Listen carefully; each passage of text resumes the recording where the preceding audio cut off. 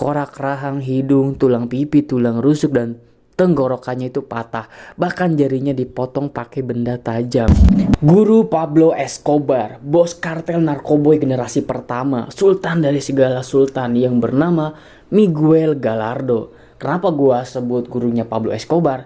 Ya karena koneksi di atas Pablo Escobar ya si Miguel Gallardo ini lur. Si Miguel Gallardo ini tuh bisa membuka pemerintahan dan menggerakkan bos kartel-kartel yang susah disentuh. Bahkan ia jadi mentor atau gurunya dari Pablo Escobar.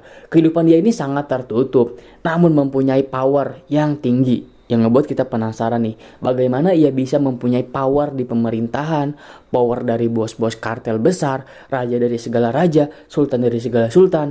So, kita langsung aja bahas Miguel Angel Felix Gallardo.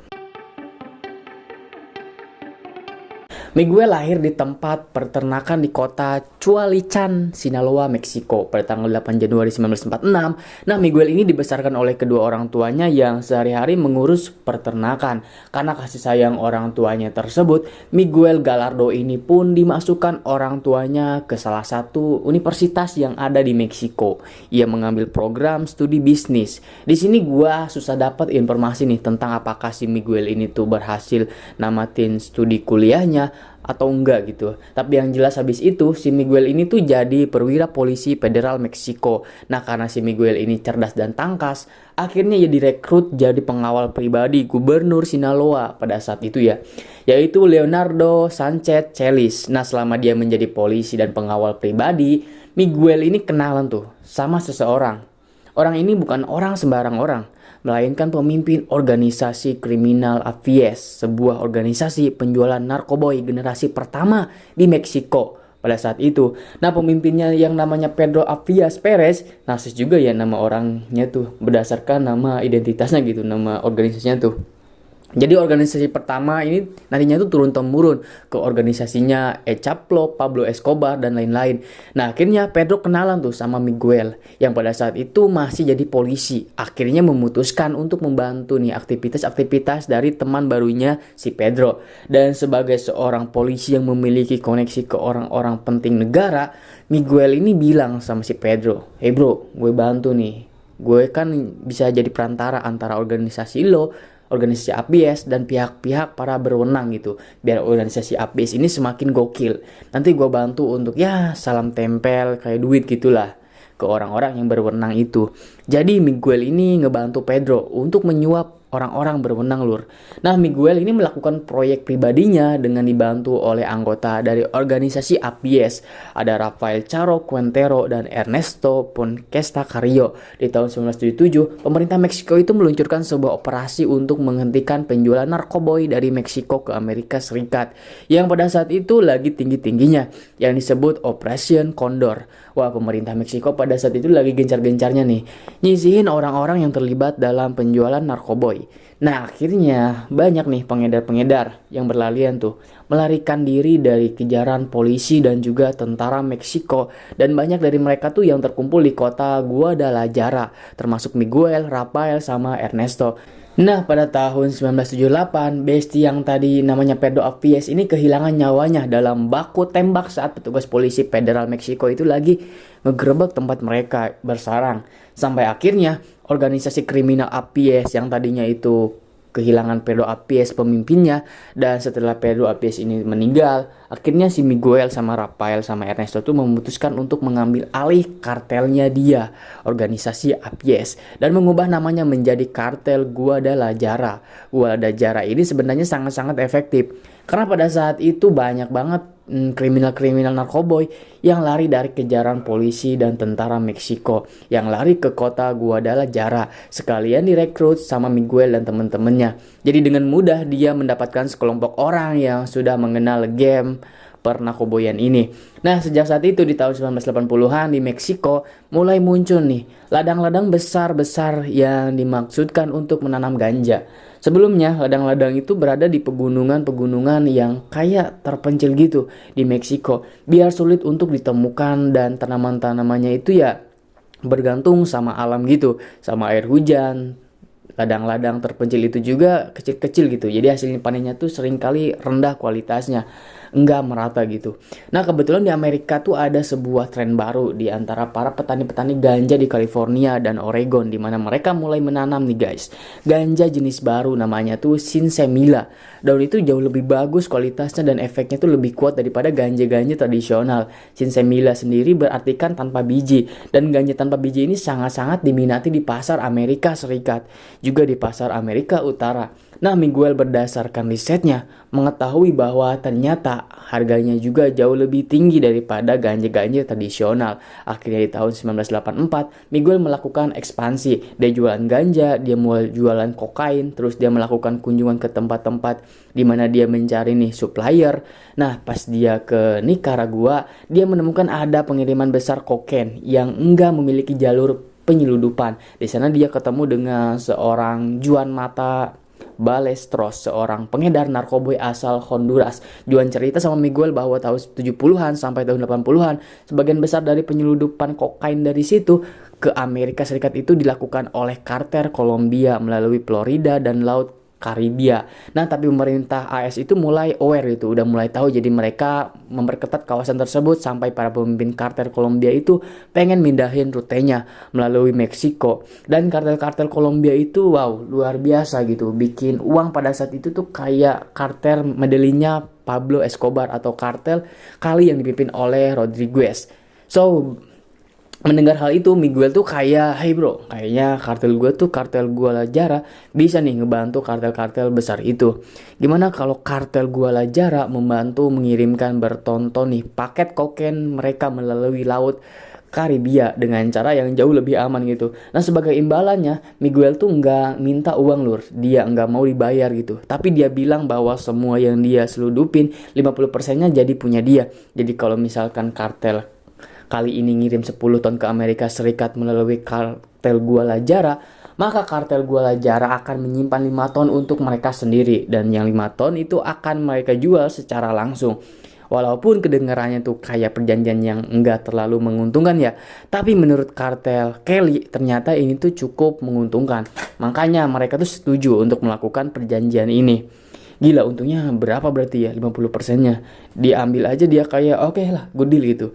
Nah, setelah perjanjian tersebut disepakati bersama, kemudian kartel Guadalajara melakukan pekerjaannya dengan sangat baik, dan kartel Guadalajara berhasil menyeludupkan beberapa ton setiap bulannya ke Amerika Serikat melalui jalur udara dan juga jalur darat. Dan dengan perjanjian ini, Miguel tuh jadi kaya banget gitu dengan menghasilkan sebanyak 5 miliar dolar dalam setahun, ya sekitar 6,9 triliun lah pada saat itu. Kekayaan bersihnya itu tuh ya udah bersih banget gitu, udah dibagi-bagi sama bro-bronya dia di kartel Guadalajara dengan Ernesto dan Rafael. Nah, Ernesto dan Rafael aja itu mencapai 500 juta dolar atau sekitar 93 miliar rupiah. Tapi ya bedain Miguel sama pemimpin-pemimpin kartel lainnya tuh, kayak misalkan Pablo Escobar yang emang mau terlihat kaya gitu. Miguel itu hidupnya tuh sangat-sangat sederhana gitu. Nggak kelihatan kalau misalkan dia ini tuh orang tajir melintir. Nah, pelan-pelan dia menginvestasikan tuh uangnya dia sampai dia punya hotel, armada pesawat kecil, 260 rumah, dan peternakan di beberapa negara bagian Meksiko. Sebagai pemimpin kartel Guadalajara, Miguel ini juga di kinerjanya tuh luar biasa. Dia sangat-sangat taktikal ya. Dia memecahkan kartel ini menjadi 4 bagian untuk menutupi 4 teritori, untuk menutupi aksi-aksi ilegalnya. Nah, Direktur Jenderal Federal Security Direktorat Badan Intelijen Meksiko, Salvador Onsunava, dan dengan bantuannya si Salvador ini, kartel Guadalajara bisa beroperasi dengan lancar. Nah, Miguel juga menggunakan konsep uang atau peluru.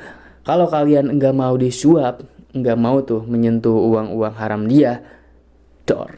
Jadi siapapun yang mencoba untuk menghalangi kepentingan kartel Guadalajara, besoknya tuh jenazah-jenazahnya akan ditinggalkan gitu aja, ditaruh di tempat-tempat publik biar orang-orang lain tuh bisa tahu apa yang terjadi gitu. Wah, ini meninggal gara-gara kartel Guadalajara gitu.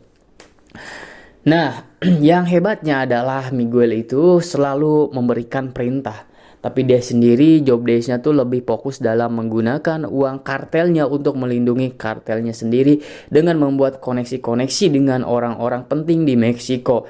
Nah, sampai di tahun 1980-an ada seorang agen dari US Drug Enforcement Administration, dia Kamera Salazar, yang kita panggil aja Samsul. Nah, si Samsul ini berhasil menyusup ke dalam kartel Guadalajara. Karena Samsul mau menyelidiki kartel ini lebih jauh. Di dalam kartel Guadalajara, Samsul berhasil menemukan perkebunan ganja berhektar-hektar milik kartel.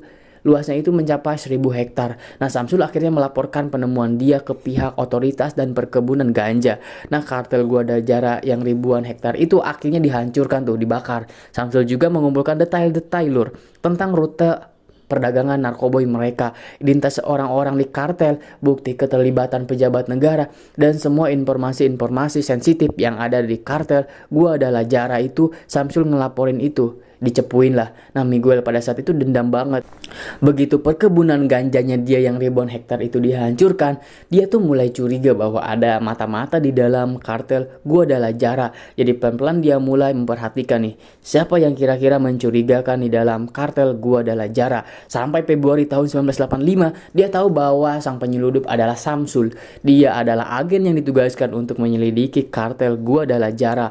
Miguel yang pada saat itu udah panas, langsung memerintahkan untuk menculik si Samsul. Nah, para bawahannya Miguel mencoba untuk menculik Samsul. Nah, saat Samsul baru meninggalkan kantor konsulat Amerika Serikat di kota Guadalajara, ini terjadi pada siang hari, di mana Samsul akhirnya disekap, diinterogasi dengan kekerasan, disiksa habis-habisan selama 2 hari sampai tengkorak, rahang, hidung, tulang pipi, tulang rusuk, dan tenggorokannya itu patah, bahkan jarinya dipotong pakai benda tajam.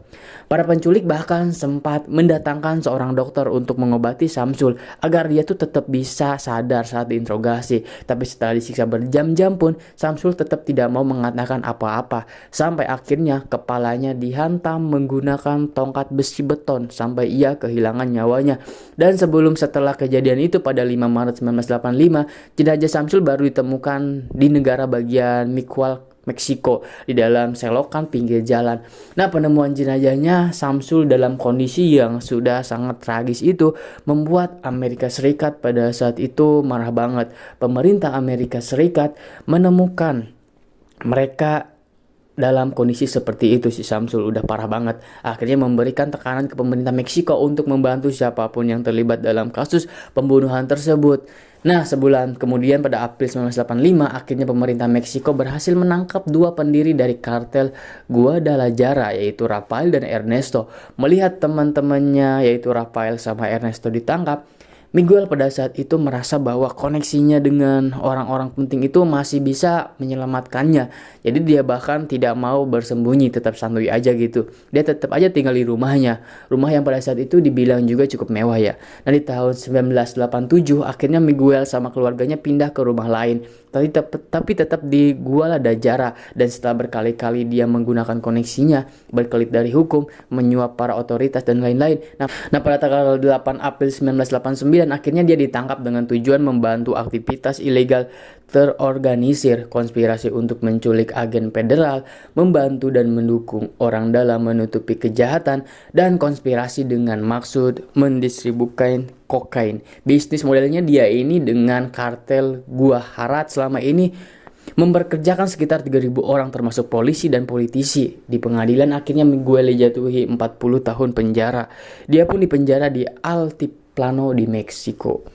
Well, itu dia lur, kisah dari si Miguel, generasi pertama penarkoboyan di Meksiko gitu, gurunya Pablo Escobar. Nah, silakan tulis pendapat kalian di kolom komentar tentang kisah si Miguel ini gitu, bagaimana pendapat kalian. Oke, terima kasih yang sudah menonton video ini, sampai jumpa di video selanjutnya dan terima kasih.